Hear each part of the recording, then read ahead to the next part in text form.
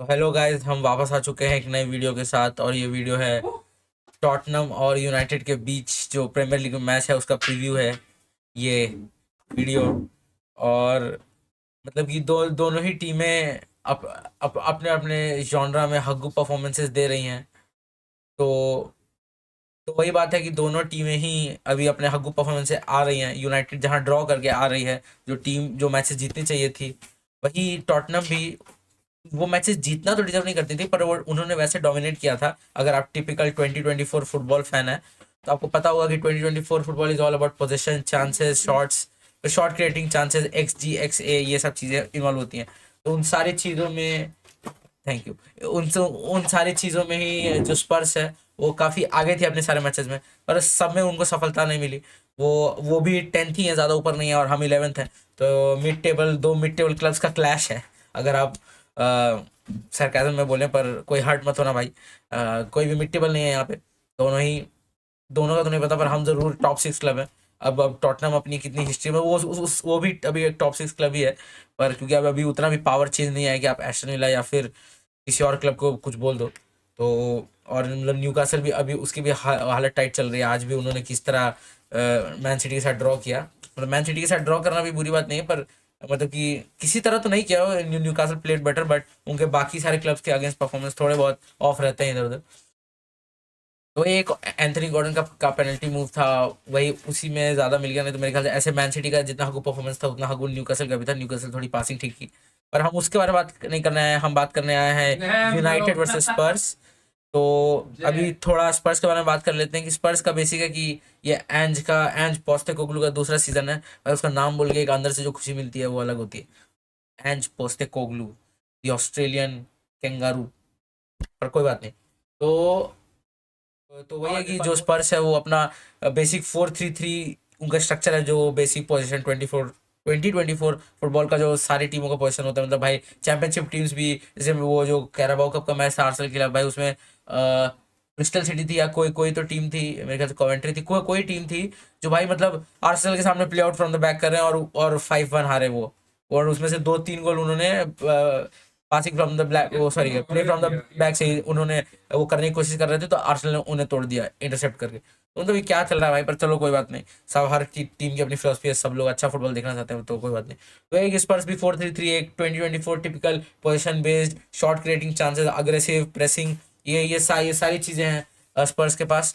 तो वही है कि वो 4-3-3 बेसिक स्ट्रक्चर है। जब वो प्रेस करते हैं, जब पोजिशन होता है उनके पास, तब वो 4-2 नहीं 4-2, हाँ 4-2-3-1 में चले जाते हैं, या फिर 4-2-1-3 में चले जाते हैं। और आउट ऑफ पोजिशन वो 4-1-4-1 का काइंड ऑफ स्ट्रक्चर है। वो 4-1 की जगह 4-5-2 भी होता है, नहीं 4-4-2 भी होता है, पर वो बेसिक बिना बॉल के बिना 4-1-4-1 में ही प्रेस करते हैं। और अभी उन्होंने काफ़ी अच्छे समर एडिंग किए, काफ़ी टैलेंट आईडी जैसे लुकस बर्गवाल और फिर आर्ची ग्रे, ऐसे प्लेयर उन्होंने साइन किए हैं जो अभी अपकमिंग टैलेंट्स हैं। मतलब कि अंडर द एज ऑफ 18 और अंडर द एज ऑफ 20 बहुत सारी साइनिंग किए हैं। एक उनकी साइनिंग है जो उन्होंने रिचार्लिसन का उतना अच्छा नहीं चल रहा था, वो अभी भी पता नहीं गायब हो गया भाई। इस प्रीमियर शायद से इंजर्ड है या जो भी है, पर इस प्रीमियर लीग सीजन तो दिखे ही नहीं Richarlison.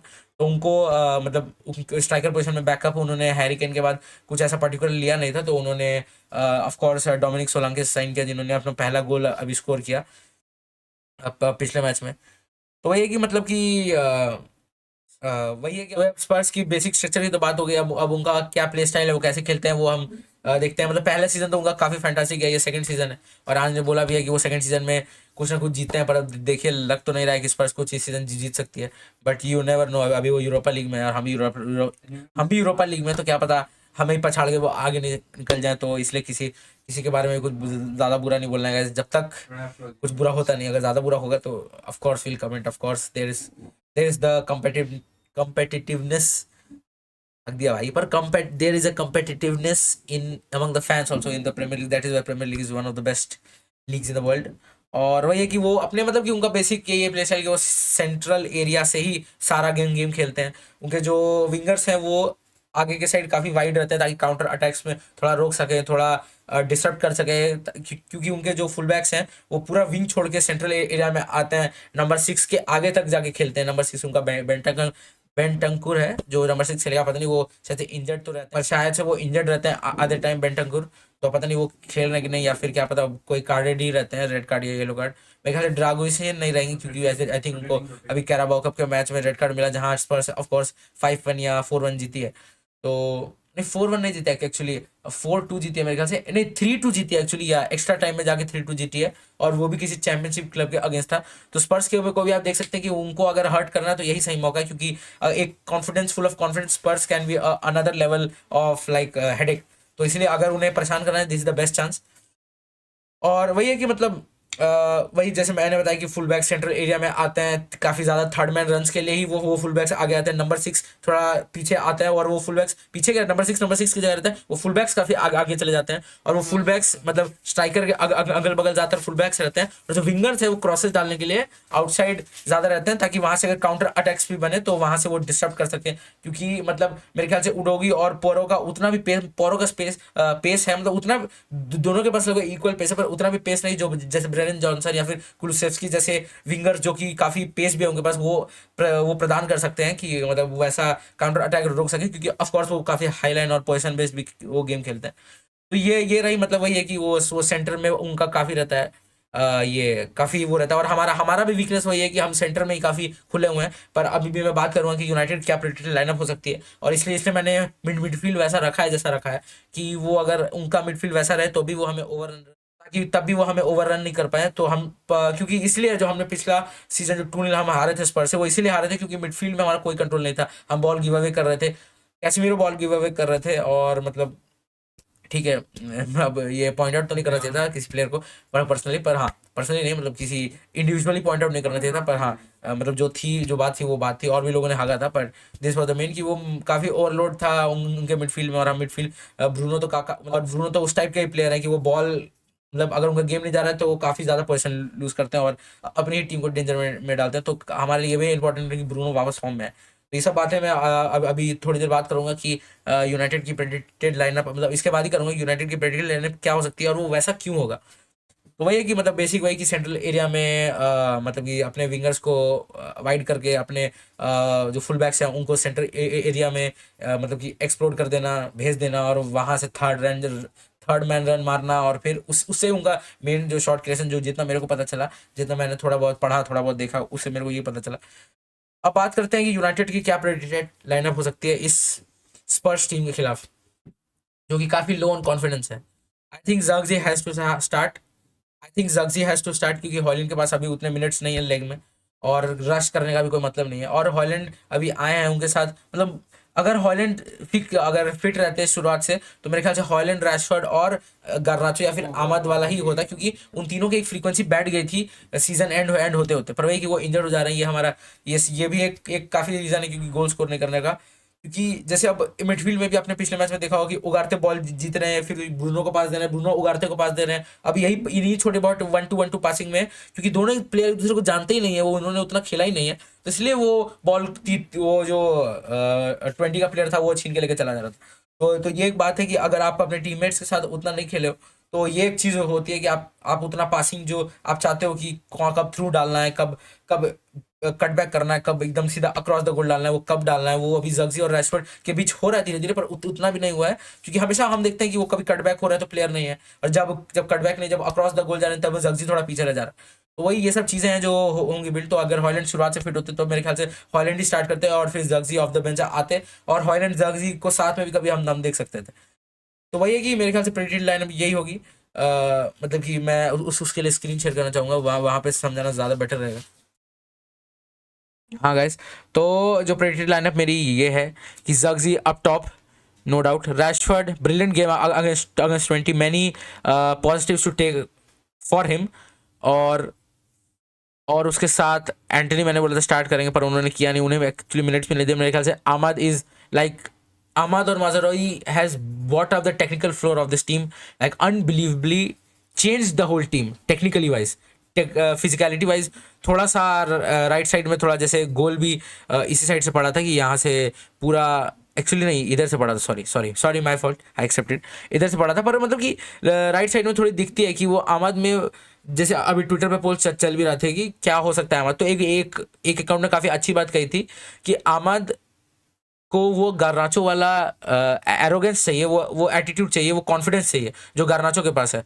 And I think that is the best thing which Amad can get right now, क्योंकि उनके पास सारी चीज़ें, वो अभी शॉट क्रिएट कर रहे हैं, ड्रिबल कर रहे हैं, और मतलब उन्हें शूटिंग चांसेस मिल रहे हैं, पर क्योंकि वो अभी मतलब अभी जस्ट फर्स्ट टीम में वो अभी चालू हुए हैं, तो वो मेरे ख्याल से खुद भी ज़्यादा पासिंग ऑप्शन ढूंढना चाहते हैं, ताकि और मतलब कि पहले टीम को विक्ट्री कंफर्म करें, उसके बाद आप इंडिविजुअल परफॉर्मेंस, इंडिविजुअल गोल्स पे जाएं।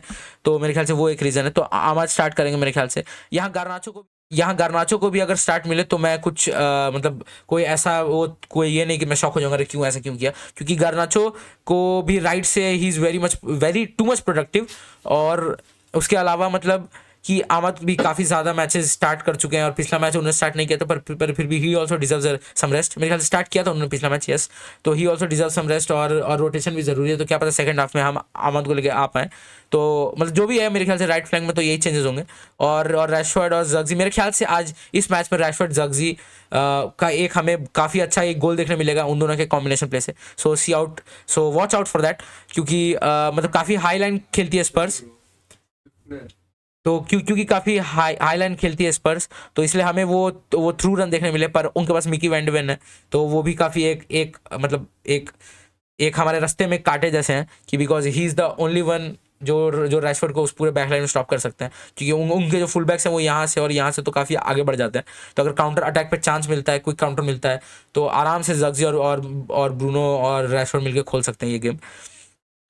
और उसके बाद और काफ़ी और ये लेफ्ट हैंड भी एक देखने लायक चीज़ है, क्योंकि मतलब जो सॉरी क्या नाम है उनका, जो उडोगी हैं वो भी काफ़ी डिफेंसिवली वो इस बार थोड़े शैटर्ड दिखे हैं काफ़ी, मतलब उनका लो कॉन्फिडेंस रहा है। तो Amad against low confidence Udogie can be a brilliant matchup, तो वो भी एक है। या फिर Garnacho against Udogie is also one of the like good matchups in favour of us. और अब आती है मिडफील्ड की बात, जो कि काफ़ी इंपॉर्टेंट है। तो मिडफील्ड बात है, मेरे ख्याल से एरिक्सन को हमें मेरे ख्याल से इस मैच में रेस्ट देना चाहिए, क्योंकि काफ़ी ये मिडफील्ड पैक होना चाहिए, और पैक होने वाला मैच हो सकता है। और हम नहीं चाहते कि कोई हाफ लेग, क्योंकि वो काफ़ी ज़्यादा गेम्स खेल भी चुके हैं, और उनका उनका there is no like secret कि उनका एज हो चुका है, he has not got no legs, की अगर ट्रैक बैक करना हो तो कर पाए। इसलिए वो भी एक चीज़ है। मेरे ख्याल से कैसेमीरो मेरे को लगा स्टार्ट करेंगे, पर उन्हें भी पिछले मैच में मेरे ख्याल से थोड़े कम मिनट्स मिले या मिले ही नहीं। वो तो भाई ऐसा गेम था कि उसको मतलब मैं भूलना चाहता हूँ कि वो गेम ऐसा हुआ भी था, क्योंकि मतलब कि पहले हाफ में वी डिजर्व टू विन, पर सेकंड हाफ में we did not create shit. और मेरे ख्याल से ये डिजर्व ड्रॉ था, क्योंकि 20 भी फ्रंट फुट पे खेल रही थी। तो मेरे ख्याल से कोबी मेनू और उगारते का ये एक वो रहेगा डबल पिवट। साथ में हमें ब्रूनो, कोबी और उगारते का पहला मिडफील्ड देखने मिले, जो जो स्टार्ट कर सकता है, ये हमें देखने मिल सकता है। और उसके बाद मेरे ख्याल से बैक लाइन में मैगवायर नहीं स्टार्ट करेंगे, मेरे ख्याल से वही वही रहेगी बैक लाइन जो अभी तक काफ़ी प्रोटेक्टेड रही है, मतलब काफ़ी ज़्यादा क्लीन शीट्स, काफ़ी ज़्यादा तो नहीं, पर अभी on the back 2 clean sheet ये बैक 5 रख पाई है। तो मेरे ख्याल से यही रहेगा, डियो डालो लेफ्ट बैक, माजरोई राइट बैक, और मेरे ख्याल से हमें मलासिया भी मैच डे स्क्वाड में देखने को मिल सकते हैं, पर आई डाउट, मुझे 20% ही श्योर हूँ मैं कि वो हो सकता है, क्योंकि काफ़ी ट्रेनिंग ड्रिल्स में वो पार्टिसिपेट कर रहे हैं। पर अभी भी वो ऐसा कि ड्रिल्स में पार्टिसिपेट करते हैं, फिर अपने इंडिविजुअल ट्रेनिंग में चले जाते हैं। तो या we have to see this कि वो कितना फिट हैं, क्या मैच डे स्क्वाड में आ सकते हैं। पर मेरे ख्याल से नवंबर जो ब्रेक है, नवंबर इंटरनेशनल ब्रेक, उसके बाद I think many players will return. मेरे ख्याल से लिंडलॉफ भी आ सकते हैं फर्स्ट टीम में, फर्स्ट टीम नहीं, स्क्वाड में आ सकते हैं। लूक शॉ का देखना होगा, पर he is I am fed up of this guy because he is created like glass. मतलब वो आप कैसे आप मतलब वो तो अलग है भाई, उसके ऊपर एक अलग वीडियो बन सकती है कि क्यों वो बंदा भाई इंग्लैंड ड्यूटी पे गया। ठीक है भाई, कंट्री है, पर मतलब वो डेडिकेशन आपको यूनाइटेड के लिए क्यों नहीं दिखता। माना कि वो एक शॉर्ट टूर्नामेंट है, आप उसके लिए कुछ मतलब आप कुछ पेन किलर्स लेके कर सकते हो, पर वो डेडिकेशन हमें ये भी, और वो भी नहीं कि पूरा खेले, उन्होंने जाके सिर्फ एक नॉकआउट 2 नॉकआउट गेम मिला, और he was brilliant in those knockout games, कि एक आदमी इंजर्ड होके इतना कुछ 2-3 महीने तक गेम नहीं खेला, फिर आते ही टॉप क्लास परफॉर्मेंस दे रहा है। मतलब कि जैसा कि टॉप, अगर Luke Shaw fit, he is a top 3 left back, but of course मतलब it's the game is all about ifs and buts, and he has not fulfilled his potential, that is the case। और वो injury के बाद ही has not been the same. तो ये तो मतलब वो तो अलग एक टॉपिक ही अलग है ल्यूक शो का। तो वो नवंबर के बाद आते ही नहीं वो। मैं चाहूँगा कि हम हैरी मास को मतलब फर्स्ट टीम में आए। हम अभी आगे बात भी करेंगे, ज़्यादा कुछ ट्विटर पे न्यूज़ तो नहीं आई, पर अकेडमी रिलेटेड काफ़ी ब्रेकिंग न्यूज़ है, तो उस बारे में हम थोड़ी बहुत बात करेंगे। तो वही है कि मतलब कि यूरो भी हमें हमें देखने में मिल सकते हैं स्क्वाड में इंटरनेशनल ब्रेक के बाद। हॉयलैंड और माउंट तो आ ही गए। अब माउंट और हॉयलैंड अपने आप को जितना भी ये रखे उतना ही। और मैं चाहूंगा कि अगर ब्रूनो ये मैच भी हग रहे हैं, जो कि मुझे लग रहा है कि नहीं हगेंगे, क्योंकि मतलब अब इतना कॉन्फिडेंस भी पर I think he knows that he is performing shit and he will turn it around, I am sure, because वो he is a captain material and I trust my captain to turn it around. ऐसा भी नहीं कि बहुत खराब phase है, बस ये है कि एक ऑफ फेज है कि कुछ वो कनेक्ट नहीं कर पा रहा है। वो कनेक्ट इसलिए नहीं कर पा रहे हैं क्योंकि वो टीम में अभी रिलेशन बैठी नहीं है। और मेरे ख्याल से अभी कुछ मैचेस वो उगारते के साथ खेल चुके हैं और जग्जी के साथ खेल चुके हैं। तो I think this is the game where we kick start are like playing 11 और गोल स्कोरिंग मैच होने वाला है ये बहुत भयंकर। एंड यही होने वाला है, बनेंगी काफी गोल स्कोरिंग अपॉर्चुनिटीज बनेंगी, गिवन दैट हम अपने अपॉर्चुनिटीज लें और मतलब सही रन्स मारे, सही पासिंग हो। I think will win this game easily. और मेरे ख्याल से हम क्लीन शीट भी रख सकते हैं क्योंकि that back five against 3 of Son, sorry, against the three of Solanke, Son and Brennan Johnson, I think that back five is more than enough to keep a clean sheet. Given कि वो जो midfield हमारी ये जो 3 midfield है ये अपने runners track करती है और उगारते का मॉन्स्टर परफॉर्मेंस होना चाहिए क्योंकि काफ़ी लैक लस्टर नजर आए हैं। तो मेरे ख्याल से एक शिफ्ट प्रोवाइड करना पड़ेगा। और मैं देखना चाहूँगा कि अगर यहाँ पे हमें कैशमीरो का भी पिवट देखने मिले, ब्रूनो, या मतलब ये तो इम्पॉसिबल है क्योंकि इधर इंपॉर्टेंट मैच में एरिक टेन हाग ज़्यादा रोटेट करते नहीं, वो यही 3 प्लेयर्स पे ट्रस्ट दिखाना चाहेंगे। पर और मैं जो शुरुआती बात जहाँ से हुई थी कि मैं चाहता हूँ कि ब्रूनो टर्न इट अराउंड करें, पर अगर वो ऐसा नहीं करते तो मैं मैनेजर से भी चाहता हूँ that substitute the dam captain, because उनके परफॉर्मेंस वैसे नहीं है। आप जस्ट वो कैप्टन है, जस्ट ब्रूनो है, जस्ट क्योंकि उसके पिछले 3 साल 4 साल में he is the most valuable player. इसके लिए ये नहीं कि आप आज का मैच सैक्रिफाइस कर दो कि आप अंधाधुंध जब आपको दिख रहा है वो बंदा लैक लस्टर है या थकान है या जो भी है या कोई भी निगल से हो रहा है, वो नहीं खेल पा रहा है, तो replace him. We have got a brilliant number 10 in Mount. He can be like he is a brilliant pressing machine और वो उनके आने पर हमें वो इम्पैक्ट दिखता है।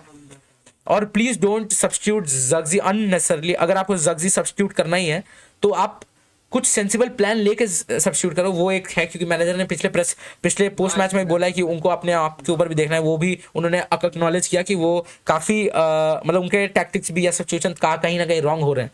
तो मैं चाहूँगा कि हमें इस मैच में जग्जी और हॉयलैंड साथ में देखने मिले। मुझे लगता नहीं देखने मिलेंगे, बट आई थिंक मतलब कि हम देख पाएँ ये चीज़।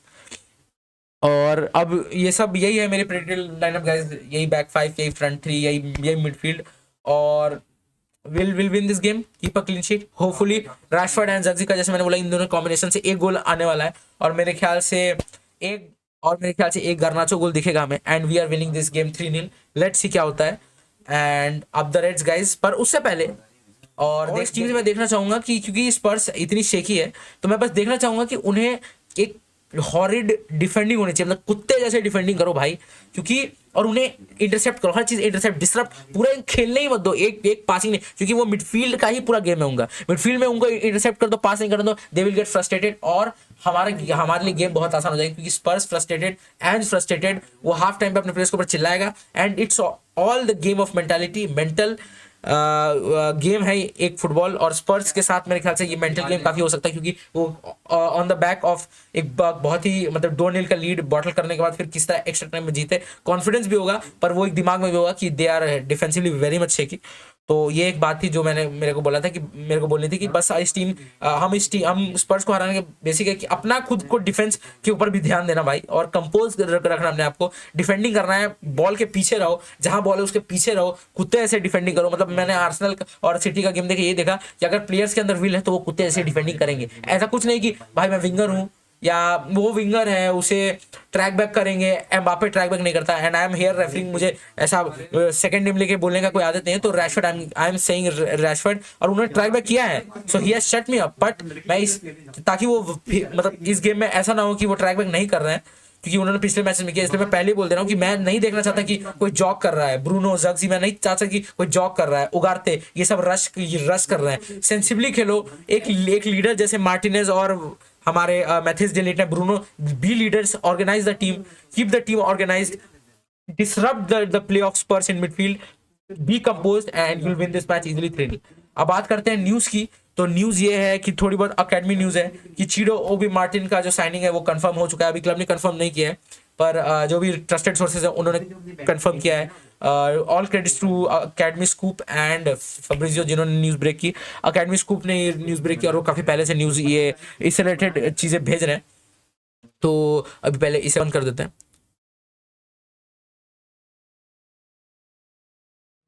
हाँ, तो चीडो ओबी मार्टिन का फाइनल हो गया। अभी वो शायद से मतलब कि काफी उन्होंने प्री सीजन में नहीं लिया, तो अभी मेरे ख्याल से कुछ दिन बाद क्या, एक दिन बाद, अभी आज 29 है शायद, या थर्ड थर्ड नहीं, आज 29 को मैच, आज 28 है। तो क्या पता कल कल हमें चीडो ओबी मार्टिन का कोई अनाउंसमेंट देखने मिल जाए। मतलब ऑफ कोर्स स्टेडियम में तो नहीं होगा क्योंकि ही अकेडमी प्लेयर, 16 साल के 17 साल के, तो उतना भी सर पे नहीं चढ़ाना है। बट हाँ, मतलब he is the brilliant talent. और मैंने जैसे बोला कि मैं अकेडमी के भी काफी ज्यादा मैचेस देखता हूँ, और मतलब